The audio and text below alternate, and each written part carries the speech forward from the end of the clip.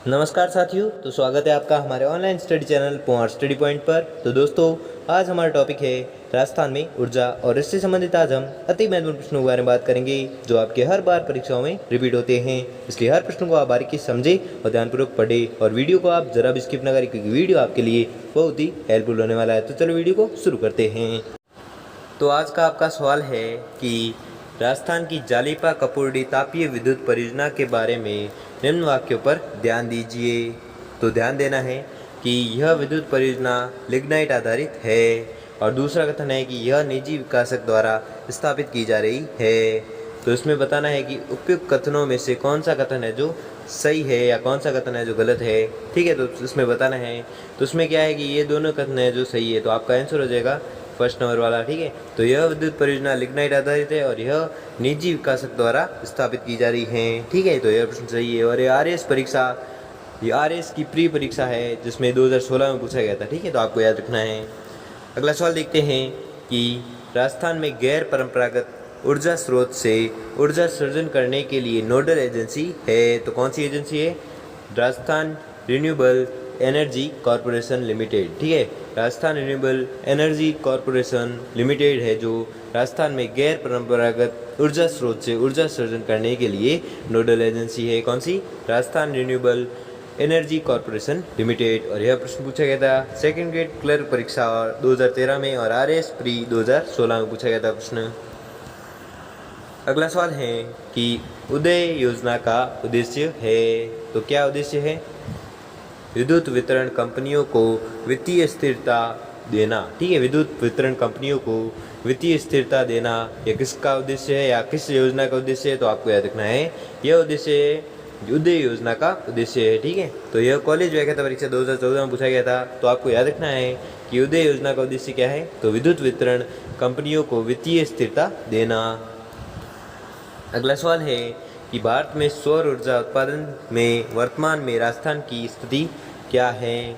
तो कितने नंबर पर है? तो आपको याद रखना है वर्तमान में राजस्थान की स्थिति है प्रथम नंबर पर। ठीक है, तो आपको याद रखना है कि भारत में सौर ऊर्जा उत्पादन में वर्तमान में राजस्थान की स्थिति प्रथम है, और यह सेकंड ग्रेड क्लर्क परीक्षा 2013 में पूछा गया था प्रश्न। ठीक है, और व्याख्या की बात करें तो व्याख्या देखते हैं कि राजस्थान सौर ऊर्जा में वर्तमान में कर्नाटक व तेलंगाना के बाद द्वितीय स्थान पर है, और वर्तमान में देखें तो वर्तमान में यह है द्वितीय स्थान पर। ठीक है, और जब 2013 की बात करें तो 2013 में यह प्रथम नंबर पर था। कौन? राजस्थान।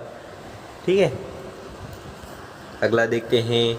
तो अगला सवाल है कि राजस्थान में जैव ईंधन का मुख्य स्रोत है। तो क्या है? सरसों की भूसी और जूली वनस्पति। ठीक है, सरसों की भूसी और जूली वनस्पति हैं जो राजस्थान में जैव ईंधन का मुख्य स्रोत है। ठीक है, जैव ईंधन का मुख्य स्रोत क्या है? सरसों की भूसी और जूली वनस्पति। और यह प्रश्न पूछा गया था हाई कोर्ट एलडीसी एग्जाम 2015 में पूछा गया था प्रश्न, तो आपको याद रखना है। अगला सवाल है कि राजस्थान की 12वीं पंचवर्षीय योजना में सर्वाधिक राशि किस क्षेत्र पर व्यय करने के लिए रखी गई है? तो आपको याद रखना है यह रखी गई है ऊर्जा क्षेत्र पर। ठीक है, तो प्रश्न क्या है कि राजस्थान की 12वीं पंचवर्षीय योजना में सर्वाधिक राशि किस क्षेत्र पर व्यय करने के लिए रखी गई है? तो यह व्यय करने पर रखी गई है ऊर्जा क्षेत्र पर। ठीक है, ऊर्जा क्षेत्र पर व्यय करने के लिए रखी गई है। ठीक है, किस योजना की सर्वाधिक राशि है? तो 12वीं पंचवर्षीय योजना की सर्वाधिक राशि जो ऊर्जा क्षेत्र पर व्यय करने के लिए रखी गई है। और यह प्रश्न पूछा गया था आरपीसी एलडीसी परीक्षा 2013 में पूछा गया था प्रश्न, तो आपको याद रखना है। ठीक है, अगला सवाल है कि ऊर्जा के गैर परंपरागत स्रोत है। तो कौन से है जो गैर परंपरागत स्रोत है? तो वह स्रोत है सौर ऊर्जा, बायोगैस, बायोमास ऊर्जा और पवन ऊर्जा। तो आपका उत्तर हो जाएगा इस प्रकार आंसर ऑप्शन फर्स्ट, जिसमें सौर ऊर्जा, पवन ऊर्जा और बायोगैस ऊर्जा और बायोमास ऊर्जा है। ये चार ऊर्जाएं हैं जो गैर परंपरागत स्रोत है। ठीक है, और यह प्रश्न पूछा गया था आरपीसी एलडीसी परीक्षा 2013 में पूछा गया था। ठीक है, तो आपको याद रखना है कि गैर परंपरागत स्रोत कौन से हैं? तो आपको याद रखना है ये चारों स्रोत है जो गैर परंपरागत स्रोत है ऊर्जा की। अगला सवाल है कि प्राकृतिक गैस पर आधारित ऊर्जा परियोजना स्थित है। तो कहाँ पर स्थित है? रामगढ़ में। ठीक है, क्या है प्रश्न? प्राकृतिक गैस पर आधारित ऊर्जा परियोजना स्थित है, तो कहाँ पर स्थित है? रामगढ़ में स्थित है। और यह प्रश्न पूछा गया था सेकंड ग्रेड क्लर्क जीके परीक्षा 2011 में पूछा गया था कि प्राकृतिक गैस पर आधारित ऊर्जा परियोजना स्थित है कहाँ पर? रामगढ़ में। अगला सवाल है कि राजस्थान के किस जिले में छबड़ा तापीय ऊर्जा केंद्र स्थित है? तो आपको याद रखना है यह स्थित है बारां जिले में। ठीक है, तो क्या स्थित है? छबड़ा तापीय ऊर्जा केंद्र। और कहाँ पर स्थित है? बारां जिले में। और यह प्रश्न पूछा गया था आरटीईटी या रीट लेवल सेकंड परीक्षा 2012 में पूछा गया था। ठीक है, अगला सवाल है कि सौर ऊर्जा एंटरप्राइज क्षेत्र निम्न में से किन जिलों में है? तो आपको याद रखना है यह है जोधपुर, बाड़मेर और जैसलमेर में। ठीक है, जोधपुर, बाड़मेर और जैसलमेर में है जो सौर ऊर्जा एंटरप्राइज क्षेत्र है। किन जिलों में? जोधपुर, बाड़मेर और जैसलमेर में है। और यह प्रश्न पूछा गया था राजस्थान पुलिस कांस्टेबल परीक्षा 2012 में पूछा गया था कि सौर ऊर्जा एंटरप्राइज क्षेत्र किन जिलों में है? तो आपको याद रखना है जोधपुर, बाड़मेर और जैसलमेर जिले में। अगला सवाल है कि राजस्थान में गैस आधारित थर्मल पावर स्टेशन कहाँ पर स्थित है? तो आपको याद रखना है यह स्थित है धौलपुर जिले में। ठीक है, धौलपुर जिले में क्या स्थित है? राजस्थान में गैस आधारित थर्मल पावर स्टेशन स्थित है कहाँ पर? धौलपुर में। और यह प्रश्न पूछा गया था राजस्थान पुलिस कांस्टेबल परीक्षा 2013 में पूछा गया था कि राजस्थान में गैस आधारित थर्मल पावर स्टेशन कहाँ पर स्थित है? तो आपको याद रखना है धौलपुर में स्थित है। अगला सवाल है कि सौभाग्य योजना है, तो सौभाग्य योजना क्या है? हर घर में बिजली पहुंचाने की प्रधानमंत्री सहज बिजली घर योजना है, जिसे सौभाग्य योजना के नाम से भी जाना जाता है। इसमें क्या होता है? हर घर में बिजली पहुंचाई जाती है। ठीक है, और इसे प्रधानमंत्री सहज बिजली घर योजना भी कहते हैं। ठीक है, तो आपको याद रखना है। और इसकी व्याख्या की बात करें तो व्याख्या देख लेते हैं कि प्रधानमंत्री सहज बिजली हर घर योजना सौभाग्य के तहत 2022 तक हर घर में बिजली पहुंचाने का लक्ष्य तैयार किया गया है और इसका शुभारंभ 25 सितंबर 2017 को किया गया। अगला सवाल है कि परमाणु बिजली घरों को यूरेनियम फ्यूल बंडल उपलब्ध कराने का हैदराबाद के बाद देश का दूसरा न्यूक्लियर फ्यूल कॉम्प्लेक्स कहाँ स्थापित किया गया? तो आपको याद रखना किया जाएगा, तो आपको याद रखना है यह किया जाएगा रावतबाटा जो चित्तौड़गढ़ में है और यह स्थापित किया भी गया है। ठीक है, तो व्याख्या की बात करें तो व्याख्या देख लेते हैं कि 9 सितंबर 2017 को देश के परमाणु ऊर्जा आयोग के अध्यक्ष विख्यात वैज्ञानिक डॉक्टर शेखर बसु ने इसका शिलान्यास किया था। और इसका शिलान्यास कब किया? 9 सितंबर 2017 को। और किसने? डॉक्टर शेखर बसु ने। और एक ये महान या विख्यात वैज्ञानिक भी हैं और एक अध्यक्ष भी है। ठीक है, परमाणु ऊर्जा आयोग के अध्यक्ष भी हैं। कौन? डॉक्टर शेखर बसु, जिन्होंने स्थापित किया गया देश का दूसरा न्यूक्लियर पर फ्यूल कॉम्प्लेक्स स्थापित किया। कहाँ पर? रावतबाटा कहाँ पर है? चित्तौड़गढ़ में।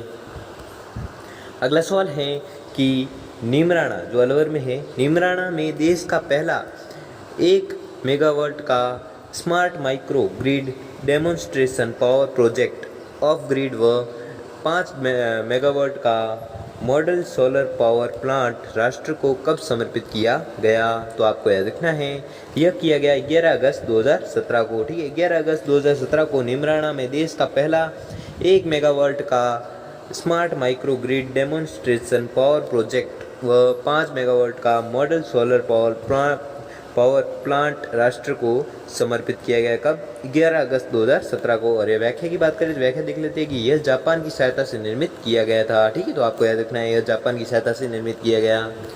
अगला सवाल देख लेते हैं कि एनटीपीसी द्वारा 260 मेगावाट का सौर पीवी संयंत्र राजस्थान में कहाँ लगाया गया? तो आपको याद रखना है यह लगाया गया बडला जो जोधपुर में है। ठीक है, बडला जोधपुर में लगाया गया क्या?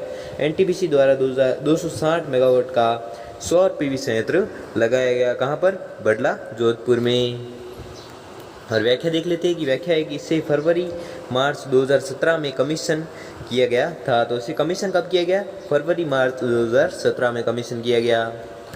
अगला सवाल है कि छबड़ा सुपर क्रिटिकल तापीय विद्युत परियोजना की 5वीं इकाई कब कमीशन की गई? तो आपको याद रखना है यह की गई 4 अप्रैल 2017 को। ठीक है, 4 अप्रैल 2017 को छबड़ा सुपर क्रिटिकल तापीय विद्युत परियोजना की 5वीं इकाई है जो कब कमीशन की गई? तो आपको याद रखना है यह की गई 4 अप्रैल 2017 को। अगला सवाल है कि सेकी द्वारा 10 मेगावाट की पहली सौर पीवी परियोजना कहाँ स्थापित की गई तो आपको याद रखना है यह की गई थी राजस्थान में। ठीक है, राजस्थान में क्या किया गया, सेकी द्वारा 10 मेगावाट की पहली सौर पीवी परियोजना स्थापित की गई। कहाँ पर, राजस्थान में। ठीक है, तो आपको याद रखना है।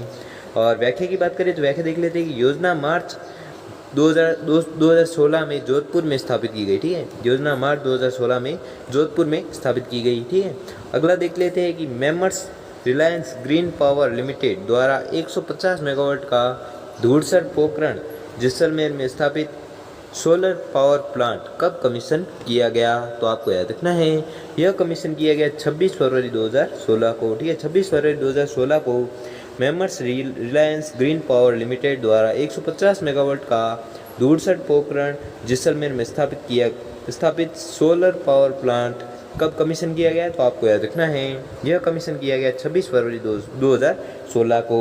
तो दोस्तों, आपको वीडियो कैसा लगा हमें कमेंट बॉक्स में कमेंट करके ज़रूर बताएं, और अगर आपको वीडियो अच्छा लगा हो तो वीडियो को लाइक और चैनल को सब्सक्राइब कर लीजिए। धन्यवाद।